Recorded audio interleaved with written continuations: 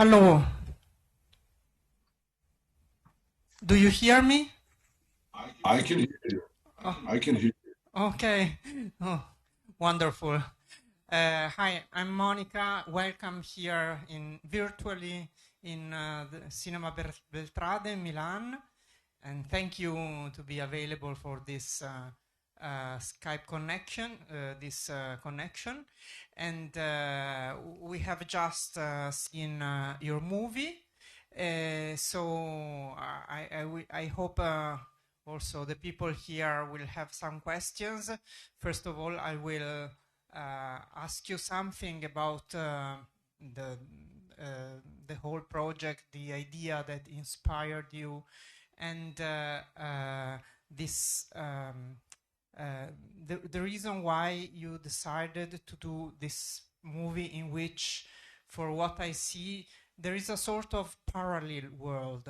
There are like people who live in a sort of different time, different pace, in a slowness that we normal people usually don't know. And so if you want to talk about the first idea that inspired you to do this Sure. movie. Thank you. Let me just ask you, am I supposed to see you? I don't see you. I don't see anybody, just myself. Oh, I'm sorry. It's possible because sometimes our camera works just in one direction. Okay. So shall I start? We see you. Yes, you can start if you want. And you can hear me. Yeah. Well, I don't know. Actually, something like 2007 was roughly the first time that I approached Home for the Elderly, because my uncle was in Zagreb because of some illness. So I was visiting him. I live in Ljubljana, so that's not very far, maybe 1.5 hours from here. Whenever I was going somewhere around the Balkans, I would stop by, visit him. I was very thankful because he was like a home doctor when I was a child. He would come, like when your mom would call emergency or call a doctor. My mom called my Uncle Gino, and Uncle Gino would come with this old-fashioned doctor's leather bag that he would just like open like this. And the moment he opens that, he takes out this stethoscope and everything. I was already half cured, even though I had like very high temperature, whatever I could have had as a child. So out of thankfulness to my uncle, I was visiting when he was an older guy in the Home for the Elderly. And I was looking at those people who were in the hallways and taking in the whole situation. And I was not agreeing with this comparison that they always make, that old people are like children. I think they are much wiser. There is this wisdom that old people have that children don't necessarily have. And I was just getting curious and curious, but that was not for the movie. The movie idea came years later.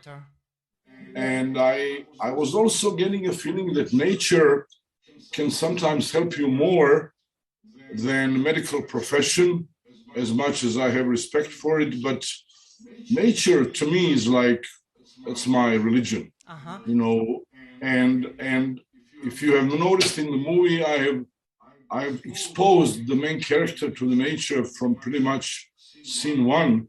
Like when he was looking for his home, when the moment he saw this little river, he stepped in and got totally taken away by it and totally forgot that he was looking for his wife and his dog and his home. So the nature is as important as the main character. And what has drawn me to that subject is really connection to my uncle. Through that connection, I somehow got to get to know a little bit these older people, and that's, I guess, the origin of this film. I don't know. Okay, thank you. Just a moment, I verify if they need translation. Qualcuno ha bisogno della traduzione o avete capito? Non sento? Avete capito? Perfetto, ok. Okay, they don't need translation, so less job for me. I apologize. I understand some Italian, but I can hardly speak. So I'm sorry about that. Don't be sorry. It's all right. I don't speak any language of the Balkans, so. Okay, so your uncle and nature, and actually, yeah, we saw a lot of scenes in which the main character looks for the open air spaces, the trees, the animals, and feels better when he's there. And there is also this strong connection with the other character, the woman, and she's also very connected, particularly to water. So there is a sort of magical liaison between them. Yeah, but I have to notice that her water is coming from the sprinkles. So to me, she's quite more urban than him. And she comes from more intellectual background, like her room is full of books and records. And if you remember the photographs from his home, he's more like a guy from the countryside, more like almost like a peasant. So another theme that I wanted to explore is that somehow all of us, when we meet, I don't know, if I meet a woman of my life, I'm going to be crazy about her for the first few weeks, and then maybe based on some social canons or social rules, I'm going to start thinking, okay, if I start living with this person, when I watch the news or the football match, is she going to watch the soap opera or whatever? So we all have this strong social consideration. We rationalize emotions, and I think that's wrong. And I've done some wrong decisions in my life, decisions when I was kind of rationalizing emotions, which I regret. I don't think I should have been doing that. And these two people, they don't rationalize because they cannot. They only live in the moment. They live in the present.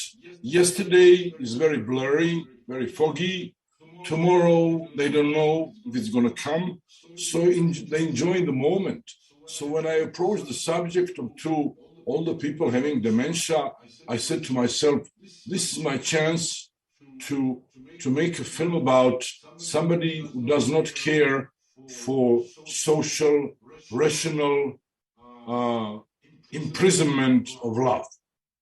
They just go for love. They go for the emotions purely and without taking into consideration, am I going to watch a football match while she wants to watch soap opera? So I see them as free, thanks to what's the problem with them, that's this diagnosis. So I was looking in their diagnosis for something good, something that puts them in advantage over us, so-called normal people. Yeah.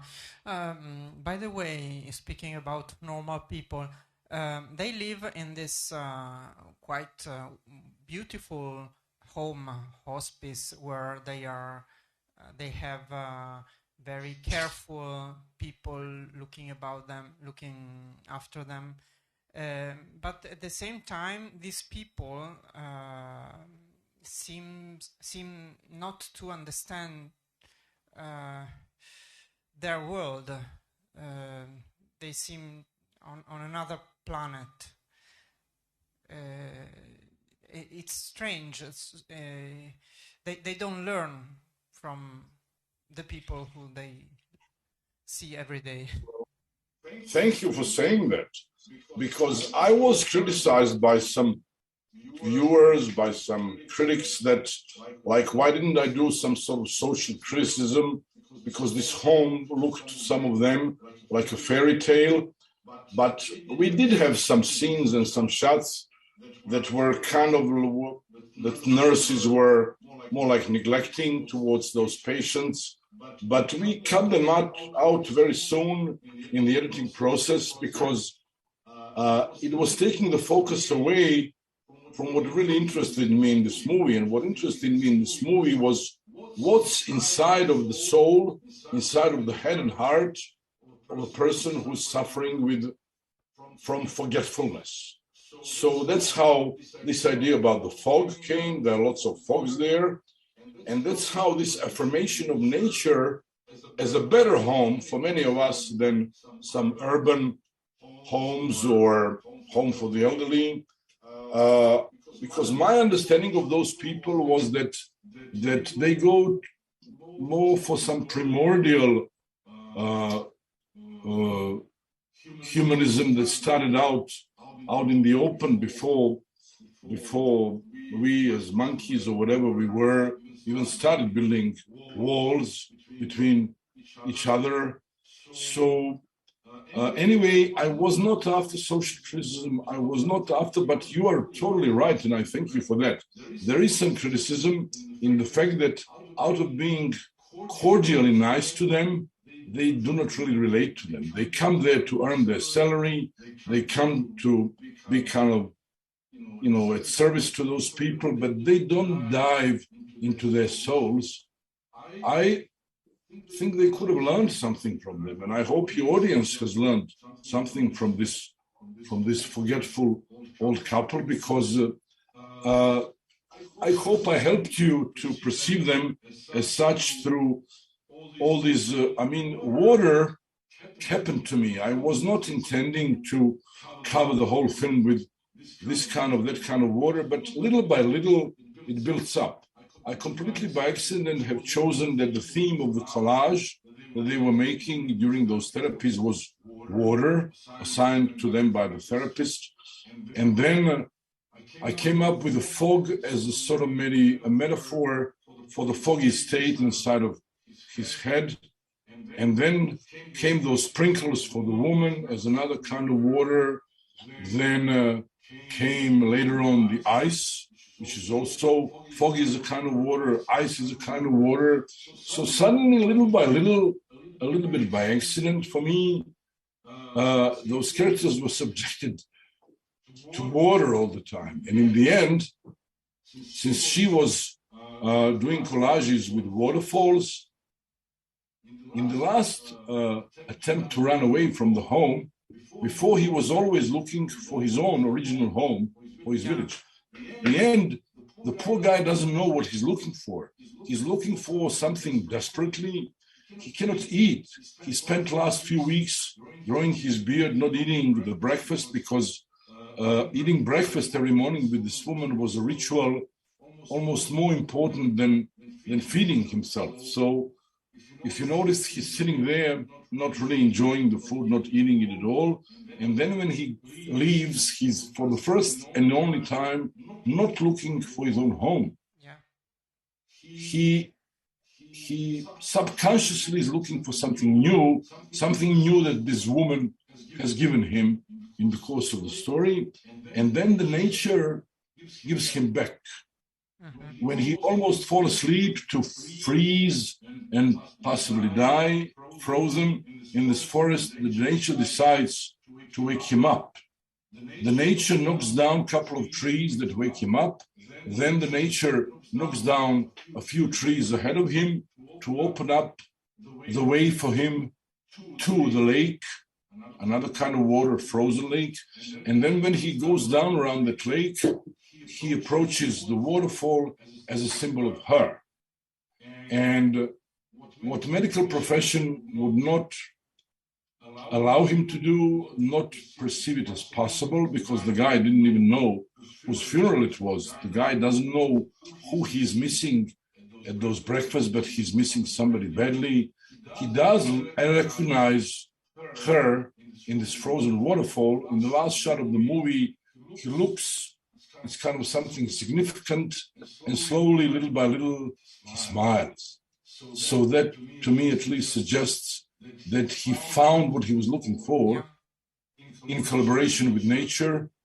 He has found the sign of this woman in that waterfall, because we all remember, I would hope that your audience remembers that actually she was the only one who was doing the collage with those waterfalls. So that's the interaction between his soul and the nature that maybe that was my reason to make that movie.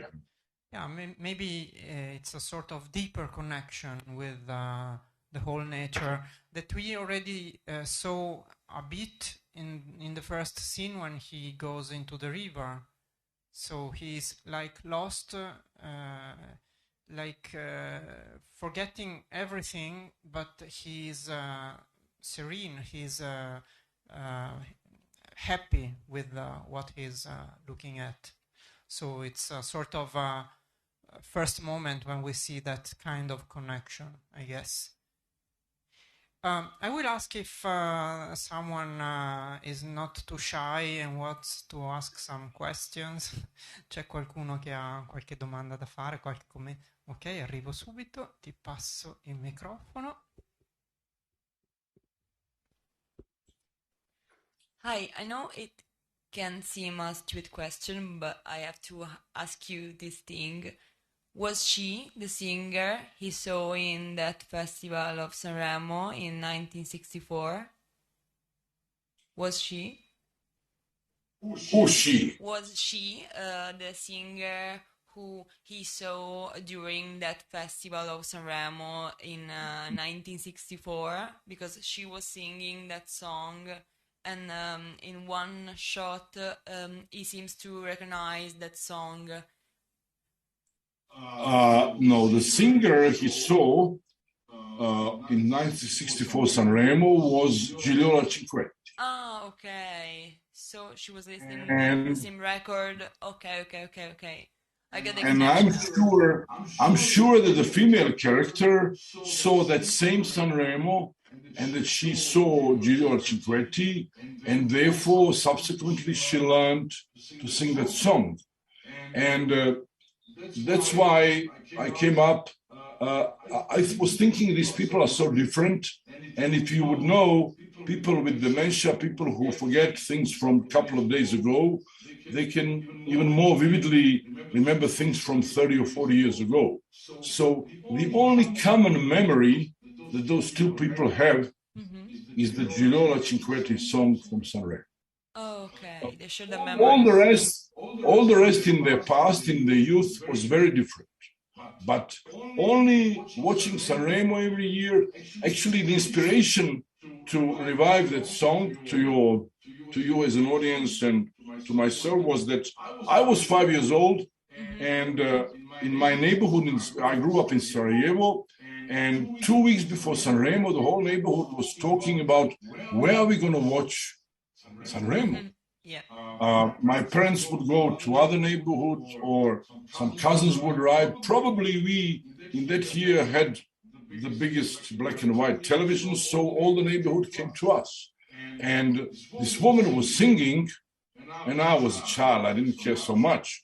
What I did care for, my father got up. He stood up, and he said, "Look at her. Her hands were up front. Now they are in the back. When did she move them? She's moving them again. And she's singing all this time." And I said, I was sitting under a table, and I said to myself, my dad is falling in love with some singer. He's going to enter this TV and leave us all and go to this Italian woman and just be with her. And I was so scared. And that was my memory of Nonoletta. And I don't know, in movies, you want to put something that you have personal connection to.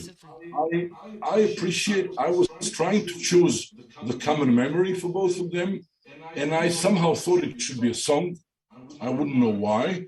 And I was thinking this song, and when I rolled back when they were young in the mid-60s. So I thought, wow, at that time, my dad fell in love with Giulio Cinquetti. So why don't I just put something that I relate to? I relate to my dad and my mom. I even thought that my mom was standing by the door, jealous, because my dad, her husband, is going to leave her for the singer, but actually, I don't think she was jealous. He never left us. He never left after Giulio Cinquetti. But maybe this choice of that music was my homage to my parents. I don't know. I was just looking for something that would be something that he, as a young man, would be following, because everybody in the Balkans, I mean, I don't know, Sanremo got quite commercial lately, I have a feeling, but back then, like the whole Balkans was told in Sanremo. So I thought those two different people, as I said previously, she's kind of more urban, intellectual, whatever, and he's more like a peasant or whatever. But I'm sure that both of them would watch. Today they would watch, if they were young, unfortunately, they would watch the news from Ukraine. 50, 70 years ago, they would watch the news from Second World War. But back then in the mid-60s, maybe they watched Sanremo. So this is their common memory. That's the only reason why Sanremo, and that's why Nono Lata, and that's why. So yes, she remembers the song and she sings it out of the blue, not really for him, in the park, but he stares at her and remembers something strongly and vividly. We don't know what it is. Few weeks later, half an hour later of the screen time, he talks about Sanremo Festival to her as if he never heard her sing the song. And she reacts to him like music is music, whatever. So they don't relate to what she was doing in the garden some weeks ago because of their forgetfulness. So anyway, so yeah, that's that. Well, amazing. I have to be honest, I cried all my tears in that scene because Sanremo was a ritual for my parents too. Now they are divorced, but I remember every year they wanted to show Sanremo. Maybe they could fight every day, but the Sanremo period was sacred and was a really nice memory. Thank you. Thank you for connecting with that idea so directly. C'è qualcun altro che ha qualche domanda? Prego, arrivo.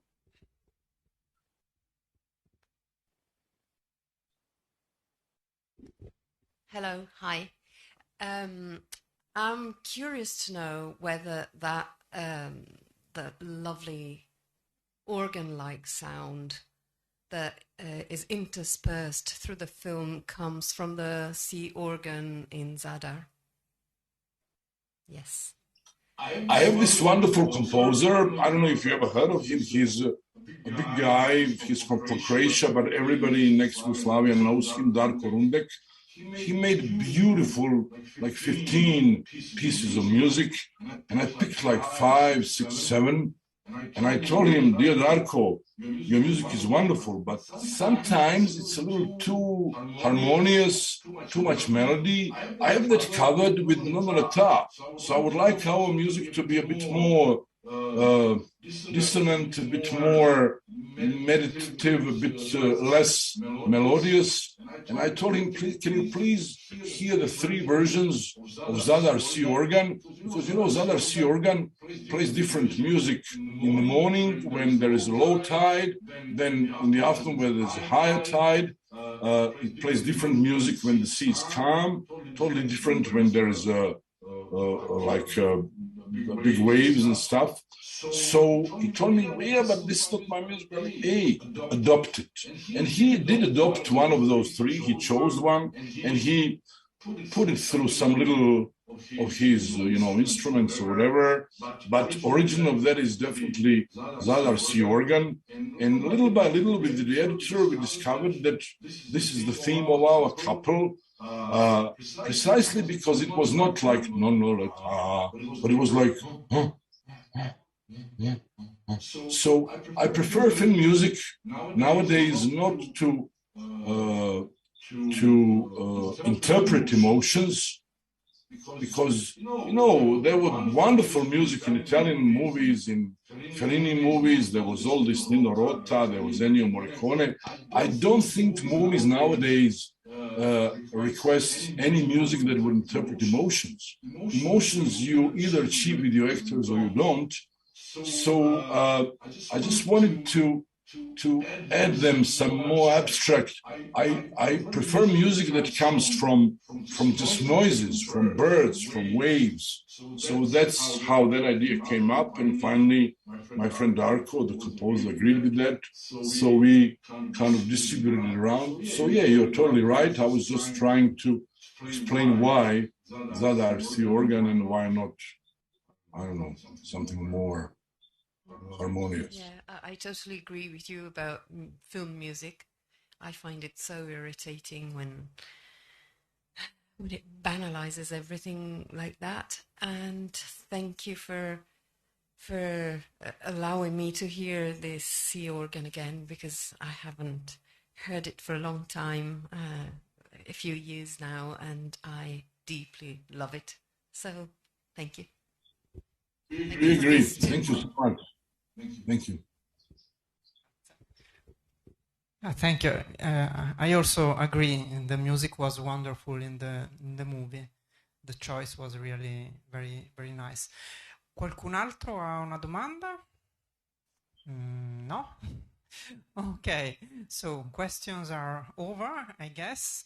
But it was very interesting to go deeper, to know something more about all your ideas behind the movies and how to better interpret some parts of it. But I think the movie itself speaks in a very clear voice, and it's very delicate and intense. So thank you very much for your movie, and again for your presence, your virtual presence here tonight in Cinema Beltrade.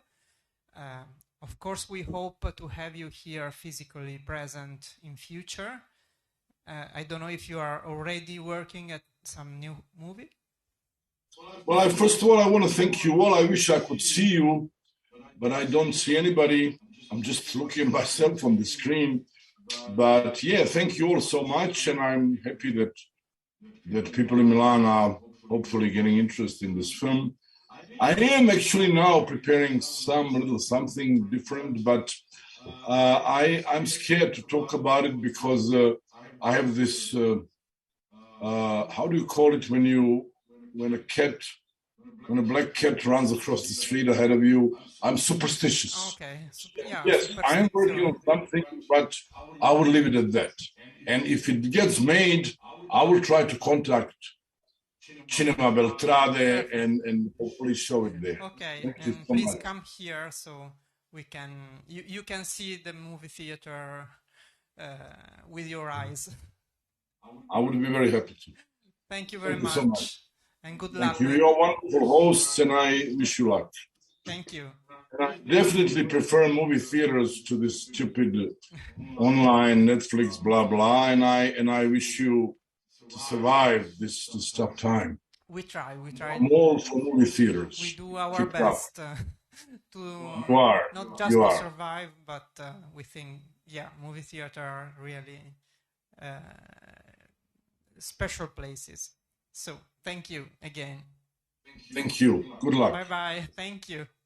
Bye. Bye to everybody.